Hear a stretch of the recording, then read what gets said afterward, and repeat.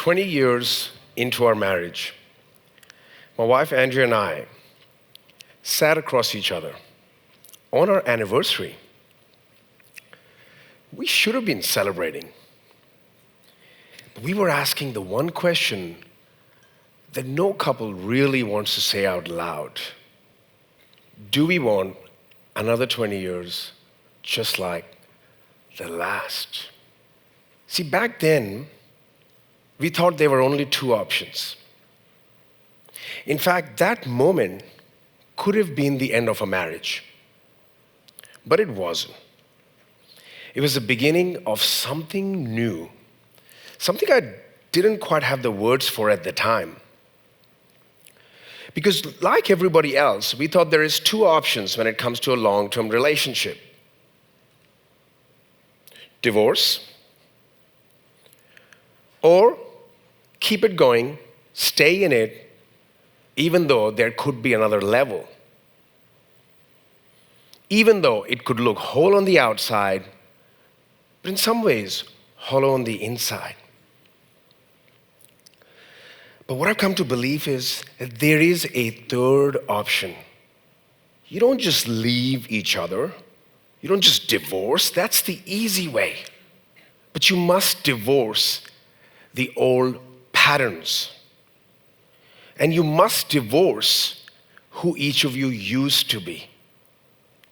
Now, I don't just stand here only as a husband. I've been working with thousands of people over the last decade or so, helping them overcome their personal blocks, helping train them on how our mind creates patterns. And these patterns, once formed, they quietly run our lives, they run our businesses, and they even run our marriages. And what I noticed is that couples around the world, young or old, wealthy or struggling, they're not failing because they don't love each other. They're failing because they don't know how to stop repeating old patterns. They don't know how to stop living old scripts. So today I'm going to show you how my partner Andrea and I stopped having a relationship with who we used to be at different stages, and how we created something powerful, different, more magical, and how we have set the seeds to be able to do that over and over and over again. But first I want to say this. We live in a world full of endings. We've all heard the statistics. More than half the marriages end up in divorce. We've heard of partners stay together but sleep in different rooms. We've also heard of couples who coexist more like roommates. It's an epidemic. And what do we say? Well, that's just how it is. This is what happens. It's a long relationship, right? At some point, you don't expect anything else. But what if the problem is not the marriage? What if it's the version of the marriage or the relationship that we're trying to hold on to? Think about it. We're not just emotionally attached to who our partner used to be. We're also physically surrounded by it. That couch where you have the argument you never got over. The wedding photos, that's right, I said it, wedding photos on the hallways that keep reminding us there are more like artifacts than memories. And I'd go as far as to say, even things like the wedding ring, symbolizing promises, many of which we don't know how to keep anymore. My friends, these are not just objects. These are not just things in the physical environment. These are anchors. And anchors can be heavy. See, psychologists have a term for this: context-dependent memory.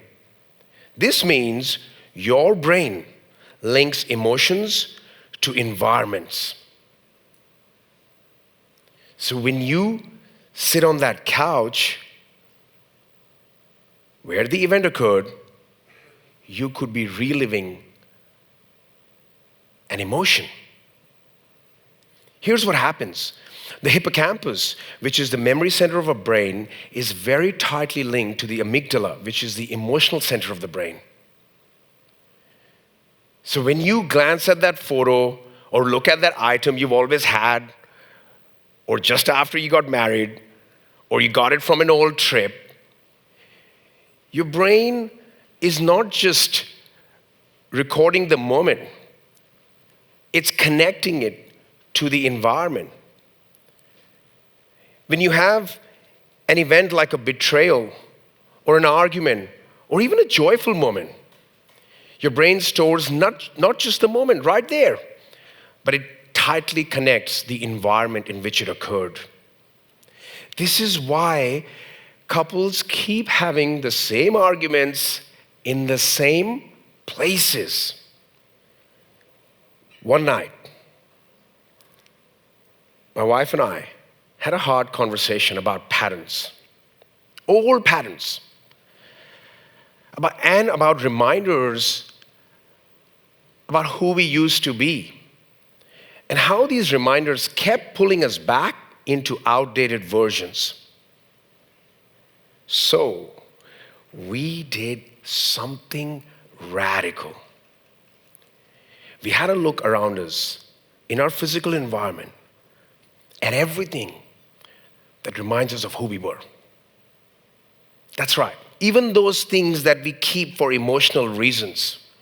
We looked in our physical environment. We had a dining set from 15 years ago. We had a couch that was from a long time ago. So we started to replace the furniture one by one, bit by bit. The paintings, the wedding photos. Some may call us extreme, but we even boxed up the wedding photos, the wedding video, anything that reminded us of who we were in the past. We then started to notice something different in the way that we were behaving with each other. And we kept going with this replacement. We even bought each other new wedding rings because these symbolize who we are now.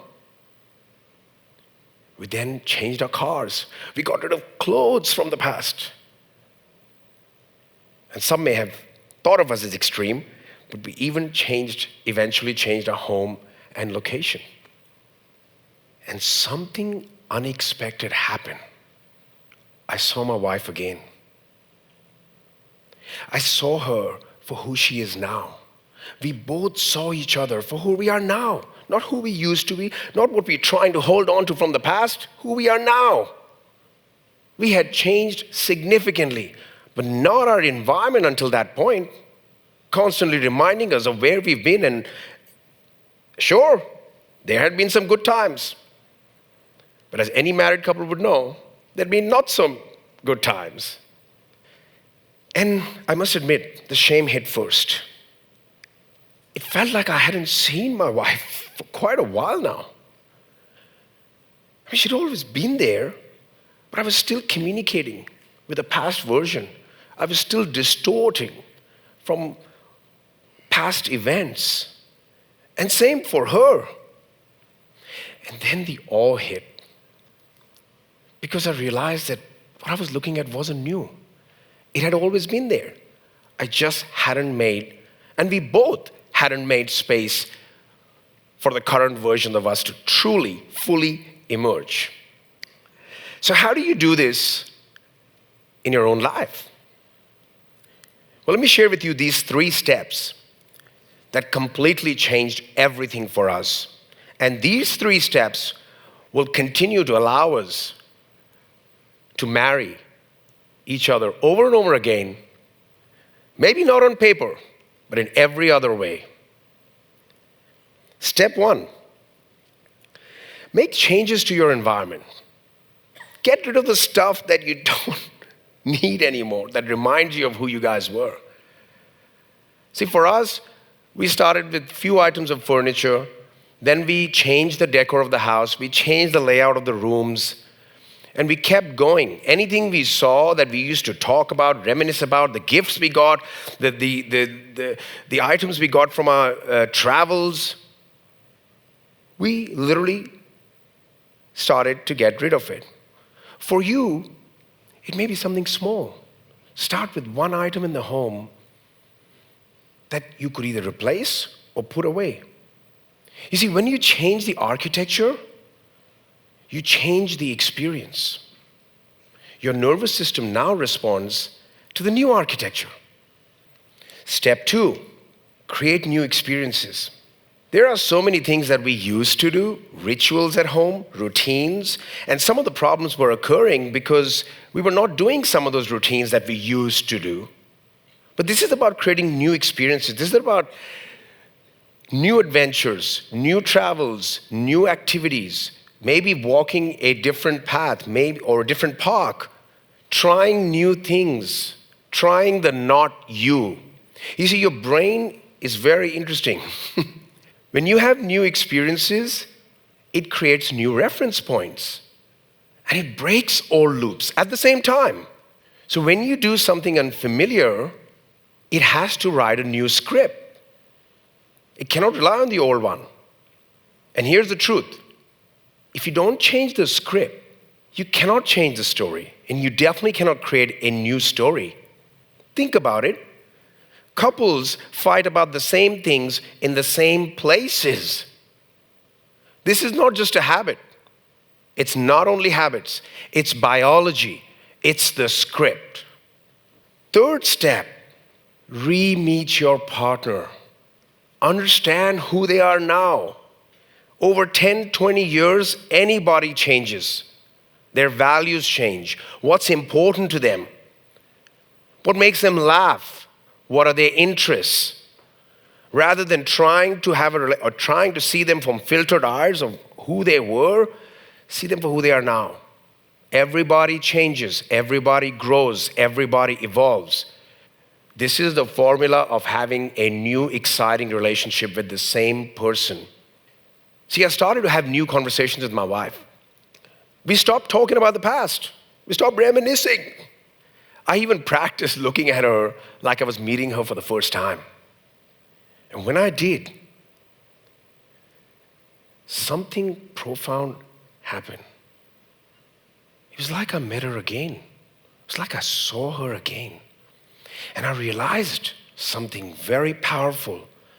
Love does not live in the history. It lives in our capacity to witness in the now.